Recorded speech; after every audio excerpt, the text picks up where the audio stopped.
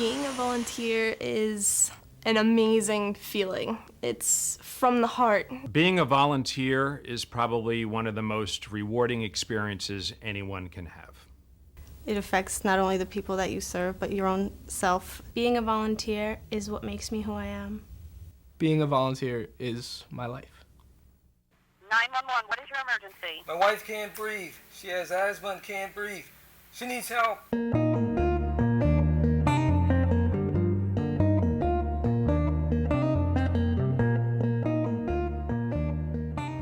They open doors into your home, your office, your car. They walk into your life, and they save it. You don't know their names or where they work or why they even want to help, but at that moment when you need them, you're grateful they are there.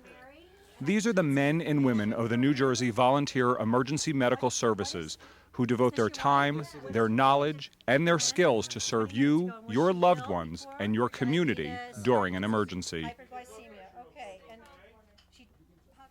New Jersey has a proud and distinguished history of volunteerism. The men and women who comprise the volunteer emergency medical services throughout our state are dedicated to providing the best, most efficient, and effective medical services possible. They believe in giving back to their neighbors, their communities, and their state. They take pride in their service because they know what it takes. We're going to switch over to the stretcher, okay? Stay right here for now. 1, 2, 3. How do they become volunteers? Some start early in high school by joining a cadet program at their local first aid squad. I was around 13. My brother started bringing me around the building because he volunteered at Princeton too. And he started bringing me around there, and it was just a really cool place to be. All the people are really friendly, and just watching what they do, and he would come home and tell stories, and it was just always something that I wanted to do. I came here hoping that I get a more intimate view of what goes on in this town and how the things work out and how emergency services work. So I just wanted to be more involved in that. I came into college not really knowing anything about how to function outside of, my home with my parents, and now I feel like I can deal with anything, any kind of stressful situation. To qualify, you must be 16 years old. That's what Caitlin Colmer did. She was in high school when she first became interested in volunteering. I decided I wanted to become an EMT and join the actual squad, and that's what I did. And I love it. Every once in a while we'll get like the bad call where we'll rescue someone, and that's just the most amazing feeling in the world. Through becoming an EMT, through the ambulance squad, now I'm actually going to college to become a nurse. I have a wonderful experience. It's determining my entire life. I'm a student and an EMT. I'm a college student and an EMT. I'm a high school senior and soon to be an EMT.